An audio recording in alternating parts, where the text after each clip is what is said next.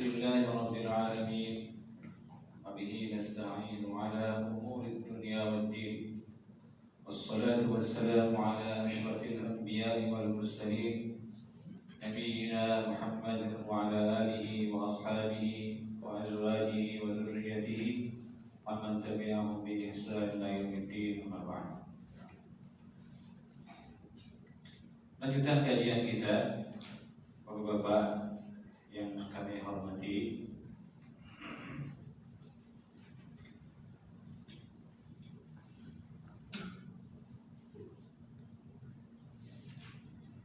Masih dalam bab majah hakil mar'ah ala zawjiha. Bab bahasan tentang hak perempuan yang ada pada suaminya. Kemarin kita bahas hadis dari Abu Hurairah radhiyallahu taala anhu. Nabi sallallahu alaihi wasallam bersabda, "Akmalul mu'minina imanan ahsanuhum khuluqan wa khiyarukum li nisa'ihim khuluqan." Hadis berikutnya adalah qala haddatsana Al-Hasan bin Ali Al-Khallal qala haddatsana Al-Husayn bin Ali Al-Ju'fi an Zahidah an Shabib bin Gharqadah an Sulaiman bin Amr bin Al-Ahwas قال حدثني أبي أنه شهد حجة الوداع مع رسول الله صلى الله عليه وسلم. Hadis berasal dari Sulaiman bin Amr bin Al-Ahwas. Beliau berkata, bapak saya menceritakan kepada saya suatu hadis bahwasanya beliau pernah menyaksikan haji wada bersama Nabi sallallahu alaihi wasallam.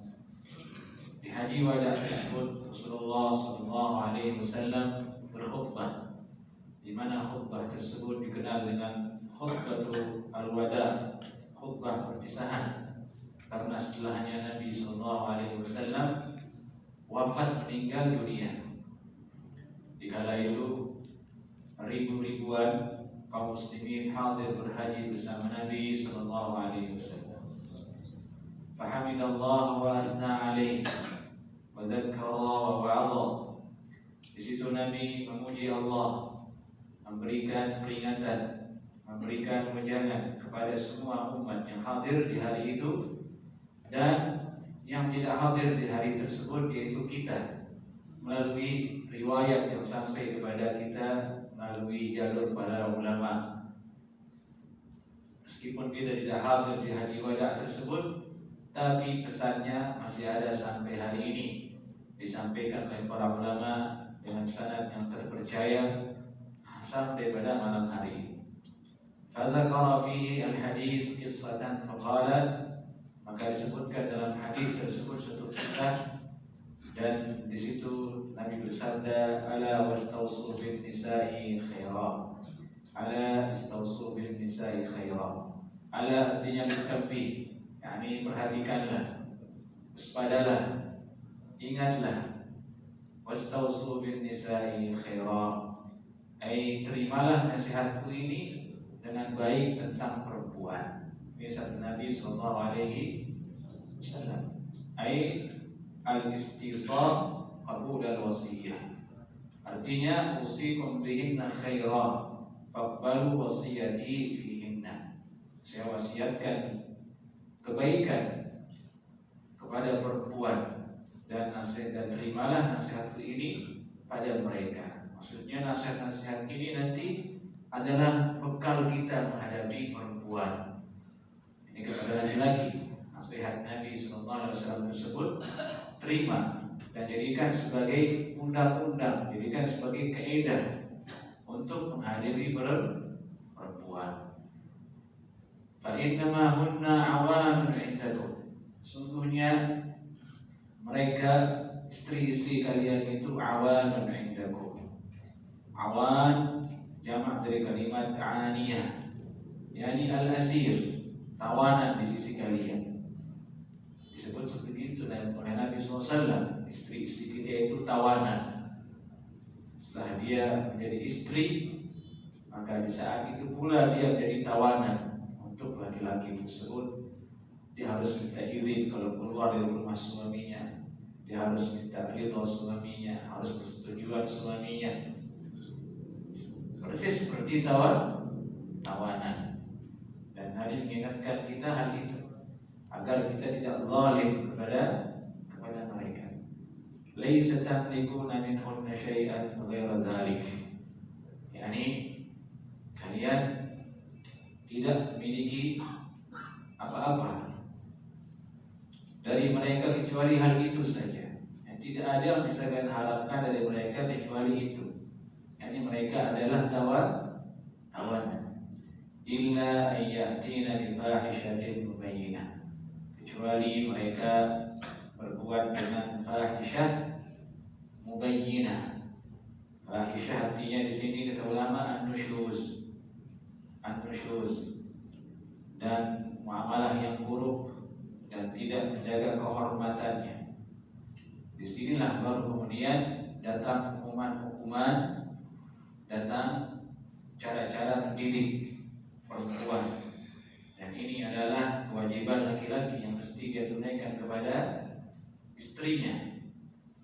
Yani tidak boleh dia menzaliminya. Dia adalah tawanan. Tawanan harus diperlakukan dengan baik. Tidak boleh disakiti, tidak boleh disiksa. Hanya itu yang kita miliki. La tamlikuna minhunna syai'an ghaira dzalik. Tidak ada jalan untuk laki-laki itu berbuat zalim kepada mereka kecuali dia mendatangkan atau berbuat yang fahishah. Fahishah kata ulama nusyuz. Nusyuz ini disebutkan dalam Al-Quran dalam surat An-Nisa ayat 34. Allah Ta'ala berfirman di situ, wallati takhafuna nusyuzahunna fa'idhuhunna wahjuruhunna fil madaji'i wadribuhunna. Allah Subhanahu wa Ta'ala berfirman dalam surah An-Nisa ayat 34, wallati takhafuna nusyuzahunna, dan perempuan-perempuan yang kalian khawatir, takut mereka itu berlaku nusyuz. Nusyuz itu artinya meninggikan diri dari suaminya, tidak mau dengar suaminya. Kata ulama tafsir, kalimat nusyuz itu diambil dari kalimat nasyaz, artinya bagian tanah yang agak meninggi. Bagian tanah yang agak meninggi diibaratkan seperti itu. Berarti ketika dia nusyuz, perempuan itu sesuai dengan asal kalimatnya, dia memposisikan dirinya lebih tinggi dari suaminya.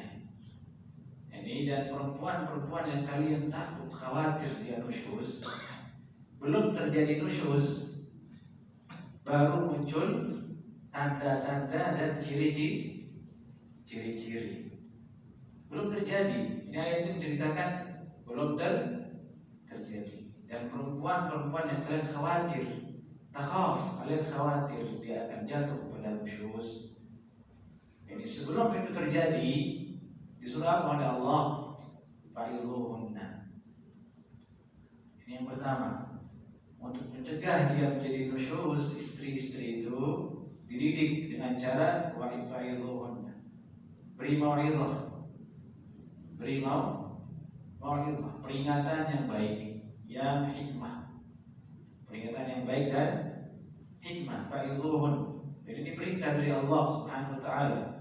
Bahkan dia mengatakan berarti wajib hukumnya bagi seorang suami ketika melihat ada ciri-ciri gelagat kalau istrinya akan nusyuz, dia tidak mendengarkan perintah suaminya, dia keluar tanpa minta izin, dia tidak menjaga keifahannya sebagai seorang perempuan, dia mengundang orang masuk ke rumah tanpa izin, itu bagian dari nusyuz. Wajib dia menasihatinya. Fa'idhuhum.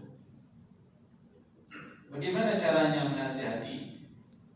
Itu dikembalikan kepada uruf masing-masing, retorika masing-masing. Cara orang Arab berbeda, cara orang Indonesia Orang Indonesia berbeda caranya memberikan nasihat dengan orang yang ada di Jepang dan lain. Bagaimana caranya itu dikembalikan kepada norma masing-masing. Yakni sebagaimana dulu antum berhasil merayu dia, meluluhkan hatinya, lakukan lagi hal yang sama untuk menasihati dia. Jadi dengan kata-kata yang menyentuh, dengan sikap yang baik, dinasihati. Bukan dihakimi, dinasihati. Kalau dihakimi, nanti balik menyudutkan antum juga begitu. Bagaimana antum menjawab? Terhenti pembicaraan kan begitu. Jadi harus dengan cara yang bijak, dan itu yang susah, itu yang sulit. Sekarang banyak media dan alhamdulillah bisa kita mendengarkan. Nih perkataan Ustaz, nih dengarkan nih, ada mau'izah dari Ustaz Fulan, dari Syekh Fulan, dengar nih, kita harus begini kalau jadi seorang perempuan. Ini insyaallah ta'ala bisa sampai mau'izah tersebut. Kalau tidak mempan, wahjuruhunna fil madajid, yakni hajar maksudnya tinggalkan dia di tempat tidur. Kata sebagian ulama tafsir mengatakan artinya wahjuruhunna fil madajid, tidur di ranjang dengan dia satu ranjang, tapi palingkan wajahmu dari dia, palingkan punggungmu dari dia, jangan sentuh sama sekali. Nah, ulama lain mengatakan betul-betul pindah ranjang, dia di ranjang yang satu, kita di ranjang yang lain, disuruh hajar. Dan ini beratnya di mana? Ya si abang pengen gimana? Itu yang tadinya menasihati, dia lihat istrinya khusus, dia ingin menghajar, tidak pernah bisa karena dia masih utuh dengan istrinya. Artinya maghrib ini dia marah, besok pagi mandi junub. Jadi ini berlaku untuk laki-laki yang punya istri lebih dari satu. Ini kebutuhan syahwatnya laki-laki sudah terpenuhi. Jadi dia bisa dalam waktu lama untuk menghajar istrinya, untuk mendidik dia, untuk mendidik dia nasihat. Tapi kalau hanya satu ya sabar. Berarti jalannya adalah berikan mau'izah, berikan mau'izah. Jangan pindah dari mau'izah kalau tidak bisa menghajar. Tidak bisa menghajar, apalagi yang berikutnya, wadribuhunna firman Allah, pukullah dia. Ini yang terakhir, ini urutannya. Ini urutannya. Kata ulama tafsir, sebagaimana disebutkan dalam hadis sahih juga, dalam hadis wada disebutkan Nabi SAW bersabda, wadribuhunna darban ghairu mubarrih. Pukullah mereka, namun bukan dengan pukulan yang mencederai, bukan pukulan yang menjadikan dia berdarah, bukan pukulan yang menjadikan dia lebam, dan tidak memukul pada bagian wajah.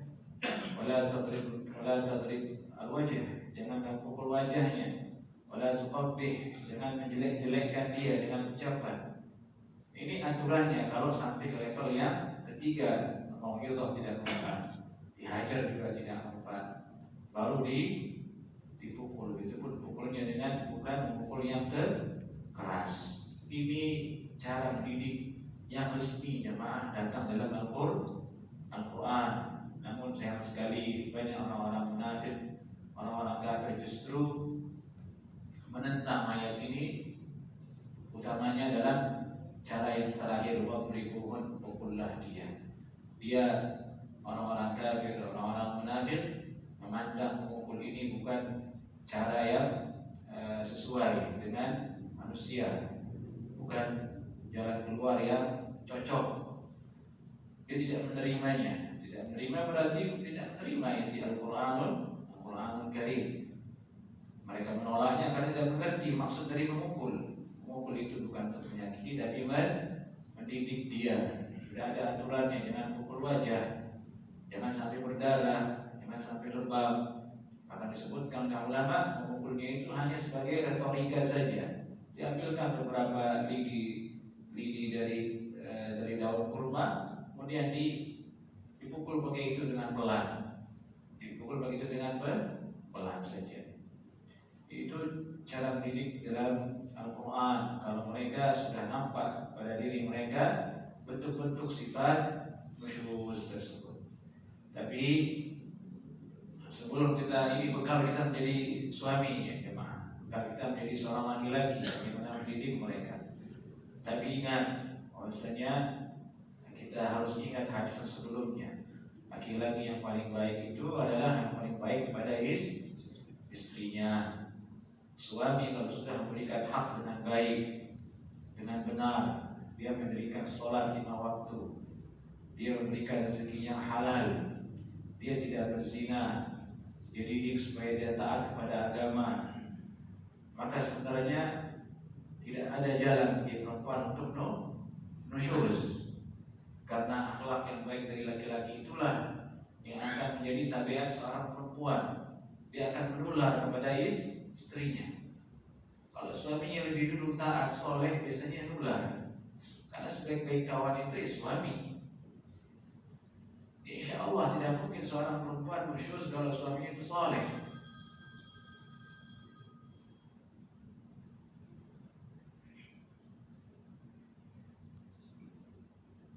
Tidak mungkin dia akan nusyuz jika dia adalah seorang lelaki yang soleh.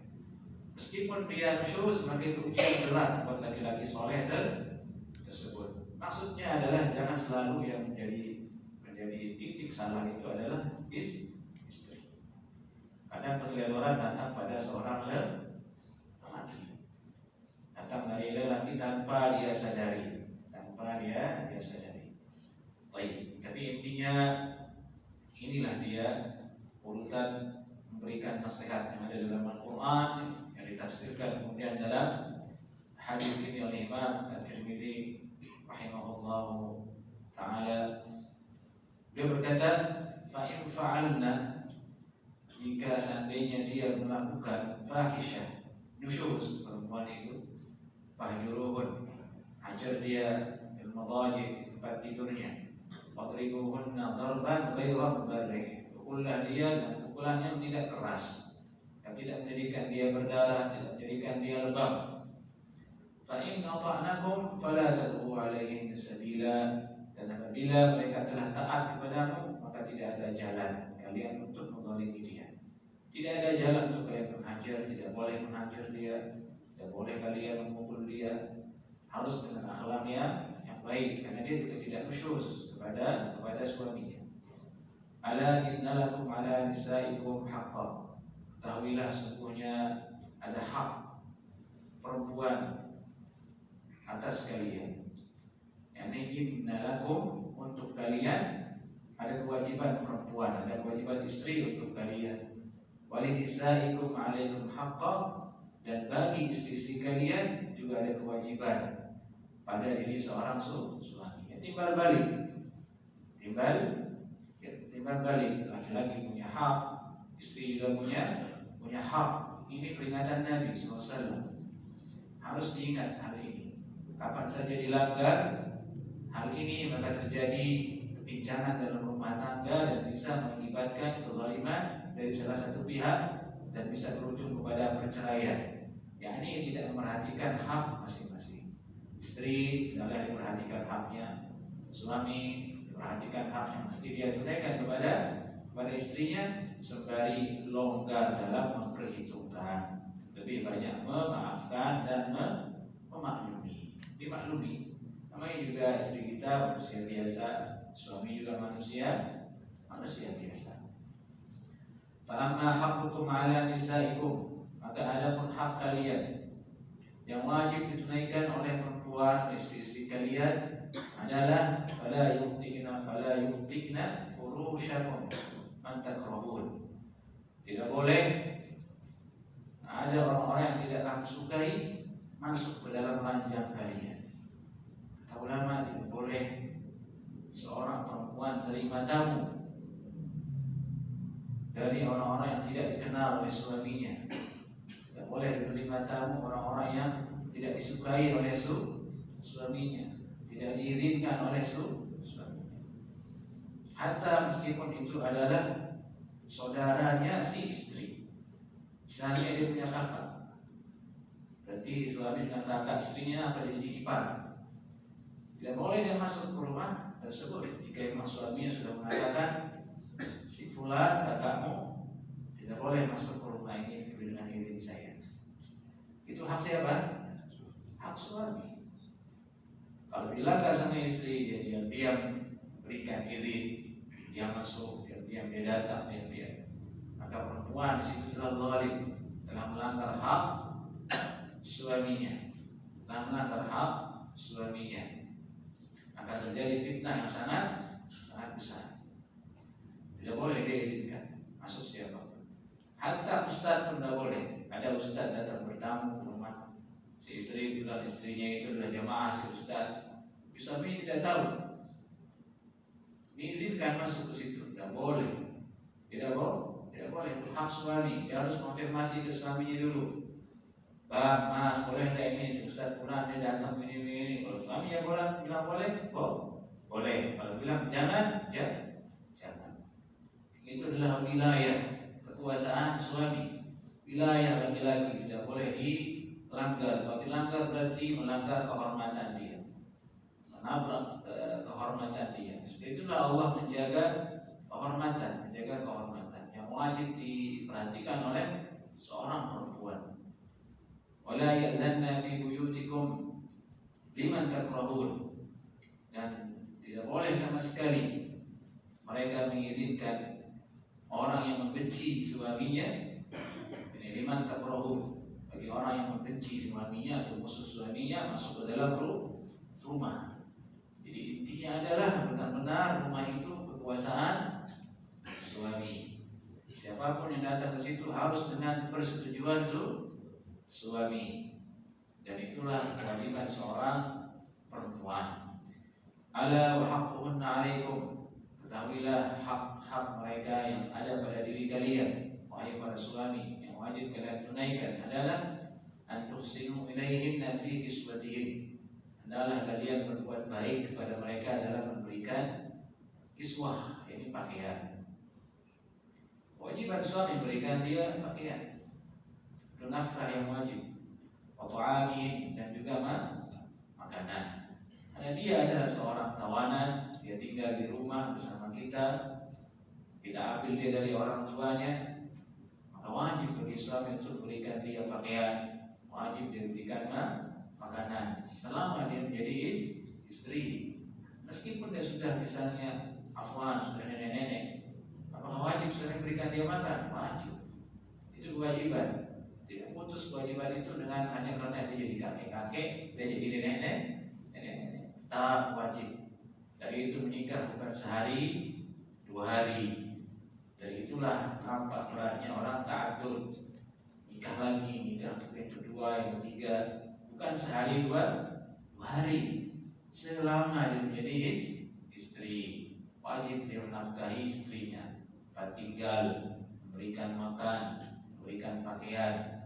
Itu harus laki-laki yang bertanggung jawab, laki-laki yang kuat ekonominya, kuat fisiknya, sehingga terjadi maksud dari syariat dalam masalah ta'addud tersebut. Jadi bukan main-main, bukan coba-coba.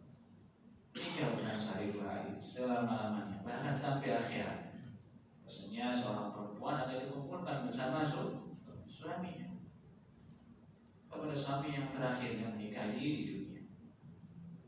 Dan itu perkara yang azim, perkara yang besar, dan itulah wasilah kita untuk mencapai ridha Allah Subhanahu wa taala, yaitu hidup rumah tangga kita dengan istri kita jemaah. Ini kita bisa bersemangat ibadah kadang karena dorongan istri kita. Juga perempuan jadi semangat ibadah karena solehan suami. Yani saling mendukung untuk sampai ke surga Allah Subhanahu wa taala. Baik. Kemudian kita lanjut ke hadis berikutnya. Bab ma jaa fi karahiyati ityan nisa fi adbarihim. Bab membahas tentang makruh. Makruh maksudnya di sini haram ya. Haram mendatangi, menggauli perempuan di adbarihim, di dubur mereka. Qala haddatsana Ahmad bin Mani وهناد قال حدثنا أبو معاوية عن عاصم الأحول عن عيسى بن حطان عن مسلم بن سلام عن علي بن طلق قال أتى أعرابي النبي صلى الله عليه وسلم فقال يا رسول الله الرجل منا يكون في الفلاة فتكون منه الريحنة. Ini hadis datang dari Ali bin Talq. Ada seorang Arab Badui menemui Nabi SAW dan bertanya, ya Rasulullah, sekiranya ada laki-laki dari kami ini, orang Badui, dia tinggal di falat, yakni di padang pasir. Falat itu artinya padang atau tanah yang tandus, tidak memiliki air di sana, yakni tanah lapang. Kalau di sana padang pasir. Fatakunu minhu ar-rayhanah. Kemudian dia kentut, maksudnya ini bahasa halus, bahasa halus, rayhanah. Fusa, ini dia keluar angin dari duburnya. Wa yakunu fil ma'i qillah, dan dia sementara punya air yang sedikit, airnya juga sedikit yang dia miliki, dan dia belum angin. Bagaimana hukumnya? Apakah boleh tidak berwudu, langsung sholat saja karena airnya sedikit? Kira-kira begitu isi pertanyaan. Nabi menjawab, idza fasa ahadukum falyatawadda. Kalau kalian fasa itu kentut yang tidak punya bunyi. Bahasa Arabnya apa? Fasa atau fusaun. Kalau turab itu yang punya bunyi.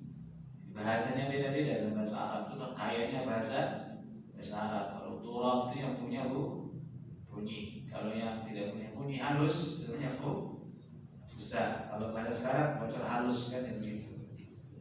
Duduk-duduk tiba-tiba ada yang bau. Itu juga ada adabnya. Ada adabnya. Dilarang kita tertawa, dilarang kita ini kan dalam majlis itu. Kalau kalian fasa wudu, menunjukkan bahwasanya batal wudunya orang yang bocor halus. Kemudian Nabi SAW bersabda, wala ta'tu an-nisa fi a'jazihim, dan jangan kalian sekali-kali mendatangi perempuan dari duburnya, dari pantatnya. Haram hukumnya.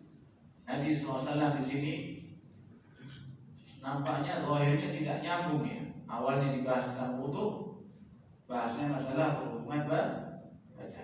Hubungannya ada dengan ulama. Manakala yang ditanyakan itu ialah masalah dubur, bahwasanya dengan keluar angin menjadi berhadas, menjadi batal wudunya, dia harus berwudu. Maka ada yang lebih berat dari itu yang harus dia perhatikan terkait tentang dubur itu. yakni jangan pernah sama sekali mendatangi istri kalian melalui duburnya. Nah, itu hubungannya, itu kaitannya. Yani hal yang paling mudah diterapkan dalam masalah kentut, dan itu mudah dengan berwudu. Ada lebih besar dari itu, lebih parah dari itu, harus kalian hindari, yaitu mendatangi perempuan istri kalian melalui duburnya. Fa inna Allah la yastahi minal haqq. Allah Subhanahu wa taala tidak malu menjelaskan yang hak, yang benar. Ini hal ini saru, malu untuk dibincangkan karena masalah tertutup, masalah privasi. Namun bisa saja terjadi. Nabi mengingatkan, tidak ada malu untuk membahasnya. Fa inna Allah la yastahi minal haqq. Haram hukumnya orang mendatangi istrinya melalui pantatnya, haram, dilaknat. Ada riwayat menyebutkan dilaknat. Ini riwayat riwayat Imam Ahmad dan Abu Dawud. Nabi SAW bersabda, mal'un man ata imra'atan fi duburiha, dilaknat. Dilaknat. Ini dosa besar berarti. Dilaknat. Yang dilaknat itu syaitan. Yang kita laknat itu Yahudi, kan begitu. Dilaknat. Allah melaknat orang-orang suami-suami yang mendatangi istrinya melalui duburnya. Ini haram syadidun. Baik. Hadis berikutnya, hadis yang sama tapi riwayat yang berbeda. Qala hadatsana Qutaibah wa غير واحد قالوا قال حدثنا وكيع عن عبد الملك بن مسلم وهو ابن سلام عن أبيه عن علي قال قال رسول الله صلى الله عليه وسلم إذا فسى أحدكم فليتوضأ ولا تأتوا النساء في أعجازهم. Apabila kalian kentut maka berwudulah dan jangan mendatangi perempuan dari duburnya. Ini hadis menguatkan hadis yang sebelumnya. Ada juga hadis lainnya di sini. Qala hadatsana Abu Sa'id al-Ashaj, qala hadatsana Abu Khalid al-Ahmar, an al-Dhahhak ibn Uthman, an Makhramah ibn Sulaiman, an Qurayb, an Ibn Abbas, qala qala Rasulullah sallallahu alaihi wasallam, la yanzuru Allah ila rajulin ata rajulan aw imra'atan fi dubur. Allah Subhanahu wa taala tidak akan melihat kepada laki-laki di mana laki-laki tersebut mendatangi laki-laki ini homo, dia homo, awi meratan atau mendatangi perempuan fi dubur, melalui duburnya. Laki-laki dan perempuan tetap diharamkan. Yang pertama lebih syadid, dia dosa kesalahan besar karena amal kaum Lut, perbuatan kaum Nabi Lut yang menjadikan mereka dihancurkan oleh Allah Subhanahu wa taala, yang dimana sekarang ini menjadi salah satu proyek kampanyenya orang Yahudi di seluruh negeri, di seluruh alam, bahwasanya harus diterima ada kecondongan manusia itu senang dengan sesama jenis. Mereka mengatakan mengikuti isi dari kitab-kitab suci mereka, orang Yahudi, Talmud kalau tidak salah. Menurut mereka kitab yang sudah dipalsukan itu asal usul Nabi Adam itu sebenarnya menerima itu, bisa ke laki-laki, bisa ke perempuan. Maka sekarang kita kembalikan, kita harus reset. Ibaratnya komputer direset ulang, ingin ulang, dia ingin mereset dunia supaya kembali ke awalnya, itu dengan harus diterima. Kalau ada laki-laki itu senang dengan laki-laki, ada perempuan senang dengan perempuan.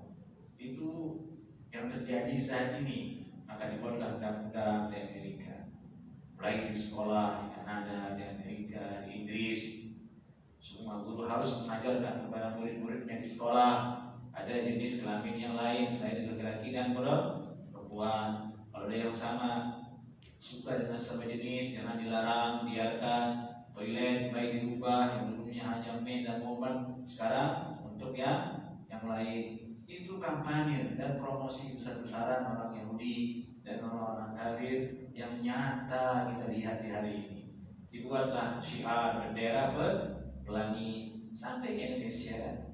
Alhamdulillah, di negara-negara Islam berkat para ulama, orang-orang soleh, orang-orang yang takut kepada Allah, fitnah ini bisa terkantar. Tapi tetap ada kekhawatiran. Konon saya dengar dari beberapa teman, ada sekolah di Jakarta, sekolah internasional yang mulai mengajarkan itu, mulai longgar mengajarkan itu, bahwasanya boleh sama jenis.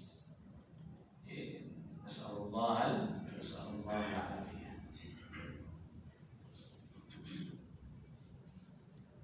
Baik, semua hadis ini, dari hadis yang pertama tadi yang kita baca, bab haramnya mendatangi perempuan di duburnya ini, semuanya dhaif. Semuanya dhaif. Sehingga muncul perdebatan. Apakah ada hadis yang sahih yang melarang? Muncul perdebatan. Tapi ini bahaya.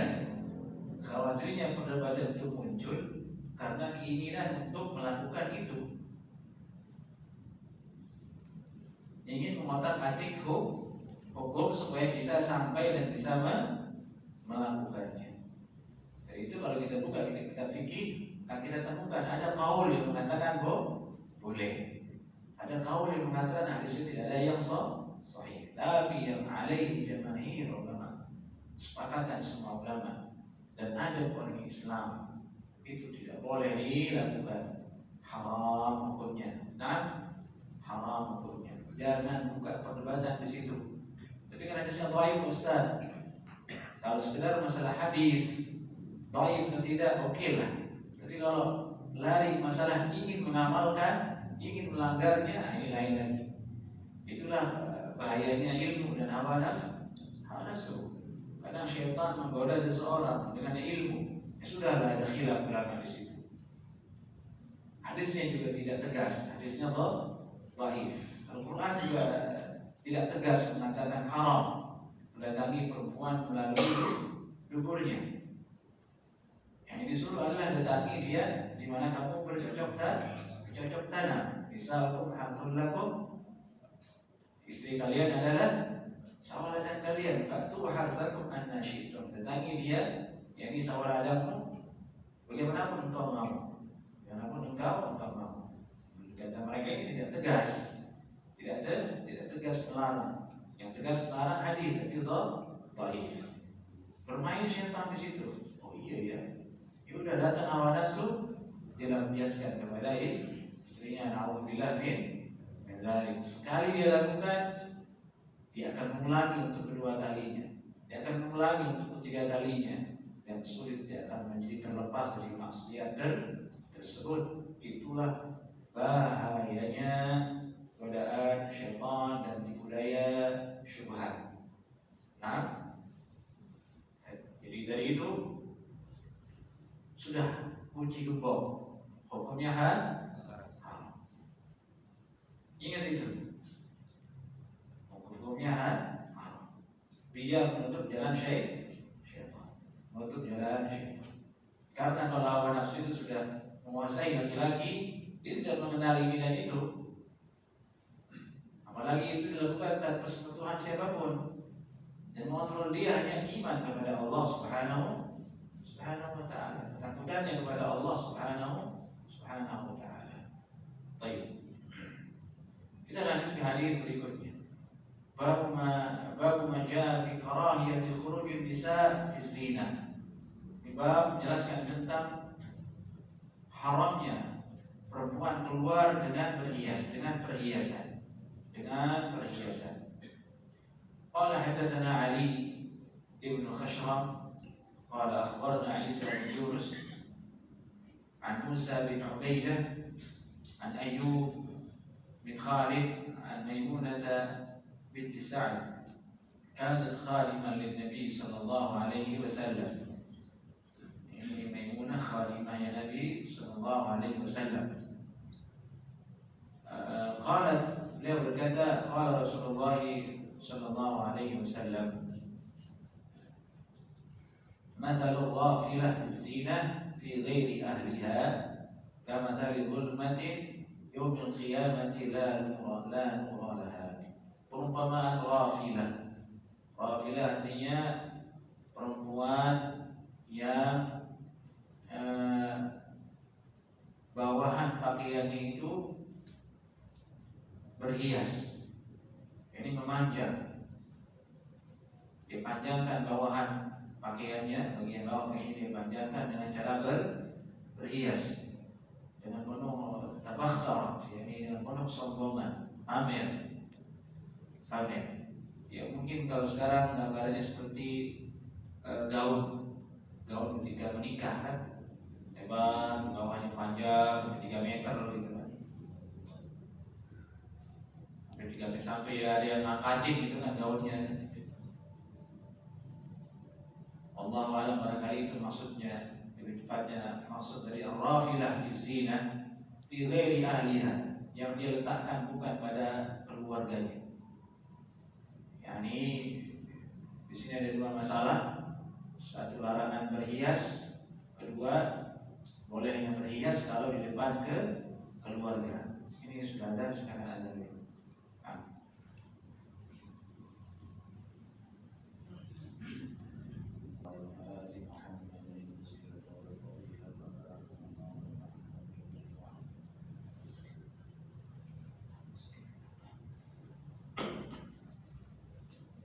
Baik. Larangan menampakkan perhiasan itu ada dalam Al-Quran, dan dialah asal usul utamanya. Itu dalam surah An-Nur ayat 31. An-Nur ayat 31, di mana surat An-Nur ini jamaah adalah salah satu surah yang diperintahkan oleh ulama untuk sering-sering diajarkan kepada perempuan.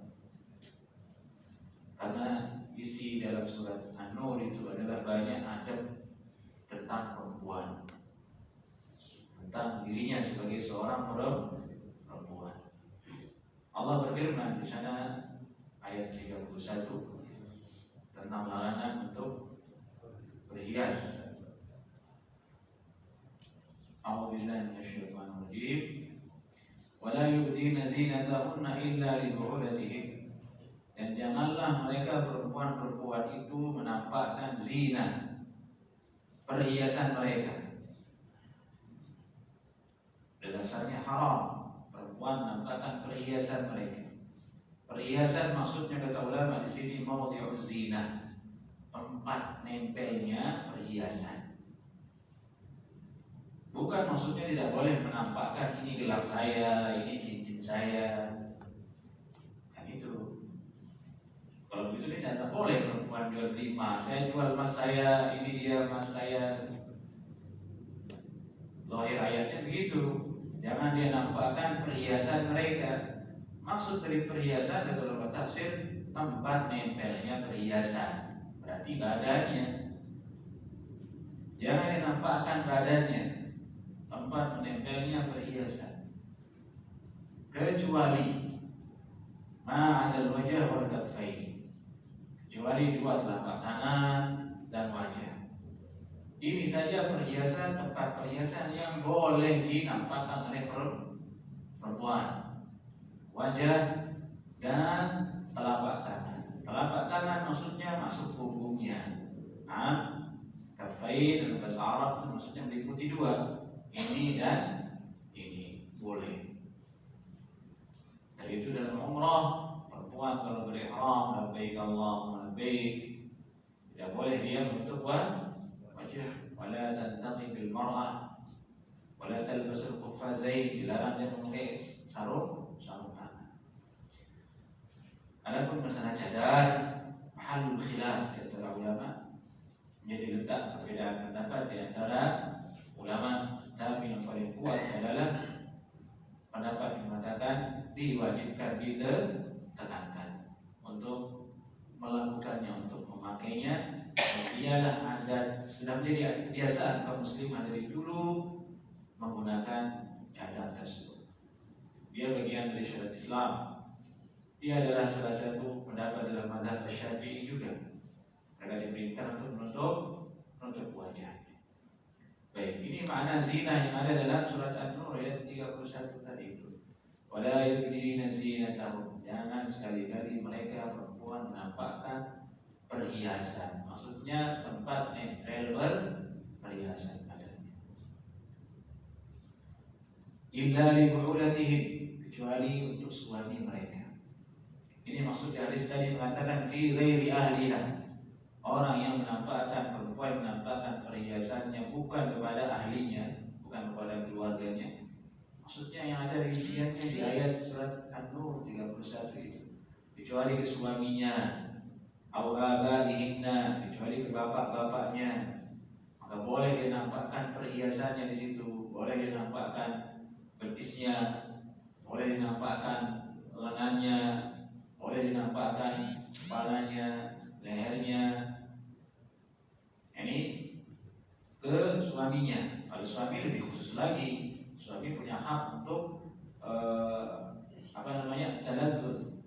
Talazzuz yakni mendapatkan kelezatan dengan melihat tubuh istrinya. Itu mah boleh dengan akad nikah itu. Tapi itu menegaskan kecuali kepada suaminya, au abaihinna, atau bapak-bapak mereka. Ini saya bapak, saya punya anak perempuan, boleh saya lihat leher anak saya, betis anak saya, kepala anak saya. Dia tidak masalah dia bercadar di depan bapaknya, kan begitu. Tidak, itu maksudnya. Au abai bu'ulatihinna, atau bapak-bapak dari suami mereka, mertua.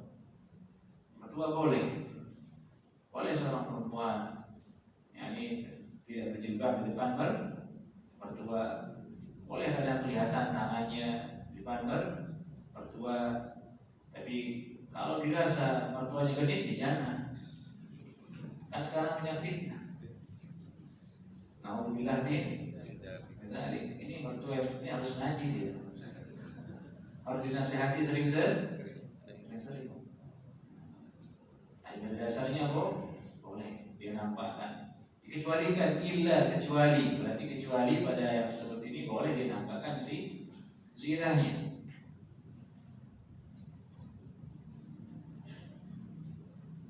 Au abnaihin, atau kepada anak-anaknya, au abnai bu'ulatihinna, atau anak-anak suaminya, anak tiri berarti. Suami bawa anak tiri, anak dari perempuan lain. Au ikhwanihin, saudara-saudaranya, saudara kandungnya laki-laki. Au bani ikhwanihin, atau anak-anak dari saudara kandungnya. Au bani akhawatihinna, atau anak-anak dari saudari perempuannya, ponakan. Au nisaihinna, atau perempuan yang mereka sama-sama perempuan, kawan-kawannya, boleh dia, asalkan terjamin kawannya itu tidak perempuan yang suka menceritakan bentuk tubuh kepada orang lain. Au ma malakat aymanuhun, atau dikecualikan juga adalah budak-budak yang mereka miliki, budak-budak perempuan. Kalau budak laki-laki tidak, hanya budak-budak perempuan. Awit tabi'in ghair bil irbah min ar-rijal, atau laki-laki yang mengikut ke dia, tapi laki-laki ini tabi'in artinya mengikut kan, laki-laki yang ikut ke dia, ke perempuan ini, tapi sifatnya laki-laki ini tidak memiliki irbah, tidak memiliki syahwat kepada perempuan, seperti yang khunsa itu, yang bencong itu, yang sekarang dibilang LGBT kan. Ini memang tidak punya syahwat, betul, ada yang seperti itu. Tapi di zaman dulu terjaga, dia tidak dijadikan sebagai objek untuk disodoni, tidak. Kalau sekarang, alhamdulillah nih, ada lagi-lagi seperti itu dijadikan objek, sehingga rusak fitrahnya. Ini ghairi bil irbati minar rijal. Laki-laki punya syahwat kepada perempuan, dan dia dari dulu mengikut kepada dia. Ini boleh dinampakkan sedikit zinahnya khafiyah, ini zinah yang tersembunyi di tangannya begini, betisnya sedikit, atau bagian dari kening dan kepala yang rambutnya. Awit tifl, atau anak kecil juga dikecualikan. Alladzina lam yadhharu ala awratin nisa, ini anak-anak kecil yang belum mengenal bagaimana auratnya perempuan. Usia berapa itu? Atau ulama, anak laki-laki kalau sudah bisa bedakan ini cantik, ini tidak cantik, itu sudah mengerti aurat. Nah, maka dia tidak boleh menampakkan zinahnya kepada anak itu. Kalau sudah mengerti ini anak si fulanah cantik, berarti dia mengerti aurat perempuan. Sudah ancang-ancang, tidak boleh perempuan itu menampakkan auratnya kepada dia. Tangannya dibuka, jilbabnya dilihatkan, betisnya, tidak boleh. Ini anak kecil yang bukan saudaranya, maksudnya bukan keponakannya, anak kecil di luar sana. Ini pemikiran-pemikiran yang ada dalam surat An-Nur yang sudah disebutkan oleh Allah Subhanahu wa Ta'ala.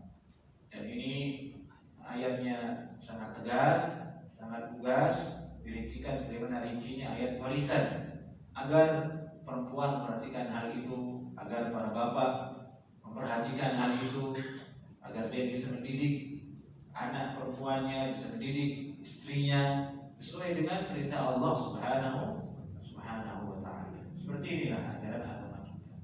Tapi ya seperti itu, banyak orang Islam tidak punya kecemburuan dalam hal ini.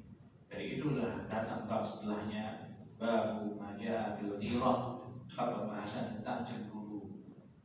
Laki mesti punya kecemburuan terhadap keluarganya, terhadap istrinya. Itu yang hilang di akhir zaman.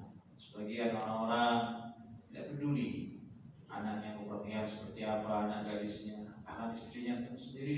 merugikan. Malah ada dia suruh istrinya harus dengan penampilan yang sangat cantik, pergi kondangan harus pokoknya yang the best. Dan itu melanggar syariat. Dijadikan sebagai momen untuk pamer. Nah, kalau kita ini punya istri yang cantik loh, jadi alhamdulillah nih, jadi tidak punya ghirah, punya ghirah atau anaknya ingin dia pertontonkan kepada orang banyak. Itu semua adalah sifat-sifat al-wadha'il, sifat-sifat yang hina sebetulnya, bukan sifat yang terhormat. Misalnya kembali, itu dianggap maju dan terhormat, justru yang ada di dalam Al-Quran, dalam Sunnah dianggap terbelakang. Masyaallah ta'ala. Baik jemaah, sampai di sini kajian kita. Hadis berikutnya Babu ma jaa fil ghirah, kita lanjutkan insyaallah ta'ala di pertemuan berikutnya. Baik, saya ingin jawab pertanyaan beliau itu di sana. Dulu pernah nanya, saudara hubungan persusuan apakah dapat warisan dari ibunya? Yang dulu 2 kali saya ada jawab ya. Sekarang kita jawab ini. Kita diberikan ujian sama beliau. Baik, alhamdulillah, jazakallahu khairan. Jadi belajar kita kan. Menurut ijma' ulama, persusuan itu tidak mengakibatkan at-tawarus. Tidak ada hak waris yang bisa didapatkan dengannya. Dia hanya mendapatkan hak mahram saja. Warisan tidak. Demikian juga seorang anak susu tidak wajib memberikan nafkah kepada ibu yang menyusukan dia. Tidak wajib seorang bapak yang pemilik susu, air susu untuk memberikan nafkah kepada anak susuan tersebut. Demikian juga warisan tidak ada. Tidak mewarisi ibu yang pernah menyusuinya dan anak yang disusui, tidak ada hubungan waris. Ini ijma' ulama. Nah, alhamdulillah. Yang nanya lagi, nah, Allah. Assalamualaikum. Saya menanyakan masalah perempuan yang musuh. Salah satunya kan perempuan karir ini, Ustaz. Perempuan karir ini punya banyak bawahan dan segala bagaimana? Kemudian perempuan itu sabar laki-laki kita sebagai kawan. Tapi dia itu kan banyak kliennya, perusahaan dan macam-macam, sehingga banyak yang dihadapkan ke orang-orang tertentu. Dan kan laki-laki ini kayaknya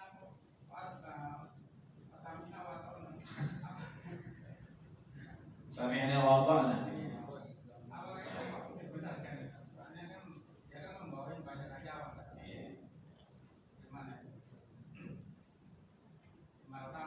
Ya, ini sudah dinasihati oleh ulama. Kalau engkau menikah dengan perempuan karena hartanya, kamu siap menjadi karyawannya. Itu ulama dan nasihati.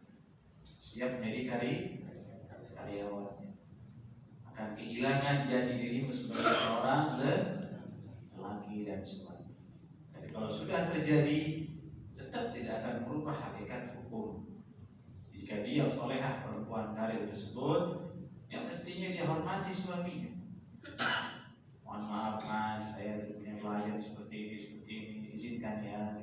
Kan nggak mungkin tidak diizinkan juga kan? Kalau sudah lengkap semuanya, dibeli mobil nama istrinya, dan rumah, kan karyawan dia tinggal mau nggak mau, siap, semuanya siap. Laki-laki tinggal pilih mau jadi seperti itu atau untuk hidup apa adanya tapi dengan kelelakian yang dia miliki. Itu lebih terhormat. Ar-rijalu qawwamuna 'alan nisa. Yani laki-laki itu qawwam, dia yang menghidupi perempuan. Bukan sebaliknya. Kapan saya terbalik dunia. Ya, dia tidak akan punya power di situ, tidak akan bahagia dia. Menjadi fitrahnya sebagai lelaki. Maka dari itu kita disuruh nikah sepupu, dianjurkan sepupu. Ya, kita bukan orang kaya raya, jangan mimpinya perempuan yang kaya raya punya showroom 5, perempuan jadi itu tidak sepupu. Nah, terjadi kemudaratan. Yang sekufu dengan yang sekufu sehingga kita bisa memiliki keturunan yang saleh, salihah. Kan itu tujuannya. Itu tuh tujuannya. Saya yakin laki-laki yang jadi karyawan di rumah tangganya tanpa ada uzur, dia tidak akan bisa mendidik anaknya.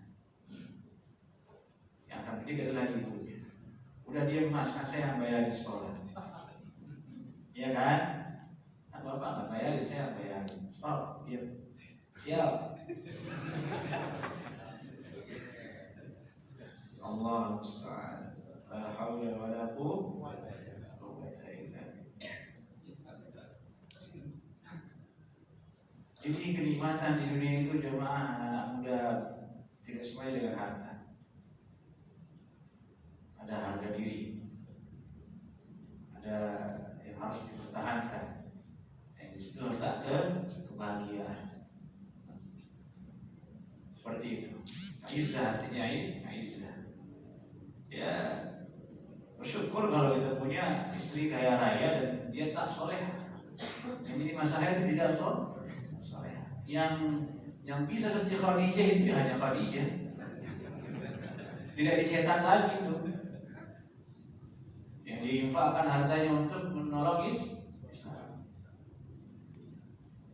Setelahnya tidak ada muncul lagi. Sulit, sangat sulit. Ya, jangankan era seperti itu, gajinya lebih tinggi saja udah lain ceritanya. Padahal sama-sama bekerja, tapi dia lebih gajinya. Lain sudah ceritanya itu. Kekuasaan bukan lagi di tangan suami, karena qawwami hilang. Itu yang paling terpenting bagi laki-laki, qawwam dan bisa. Bima faddalallah, dengan karunia Allah berikan pada laki-laki untuk menafkahi dia. Itu yang paling penting dalam rumah tangga, meskipun sedikit. Tidak harus banyak, yang penting dia memberi nafkah. Itu perempuan sudah cukup. Dari itu tabiatnya perempuan sederhana. Lihat ketika dia masih gadis, dia tidak banyak milih. Kita kalau punya anak perempuan, dia makannya tidak banyak. 1 sendok cukup. Tempe itu cukup dia. Itu bawaannya dia. Menikah juga begitu sebenarnya. Dia bisa qanaah, diberi sama suaminya, Bu, ini adanya hari ini tempe aja, siap, dia terima sebenarnya, yang penting ada. Tapi rusak karena pergaulan. Ada kawannya begini, ada kawannya begitu. Rusak karena menonton, umumnya begini, begitu. Suami sebenarnya lemah, dia biarkan. Ketika pas ada uangnya dia biarkan. Pas kiri, lain lagi ceritanya kan. Itu belum diobati. Inilah bahayanya. Jadi tidak ada kata yang bisa kita ungkapkan untuk keselamatan pernikahan itu selain dengan syariat Allah Subhanahu wa taala. Baik. Tapi bihada, assalamualaikum.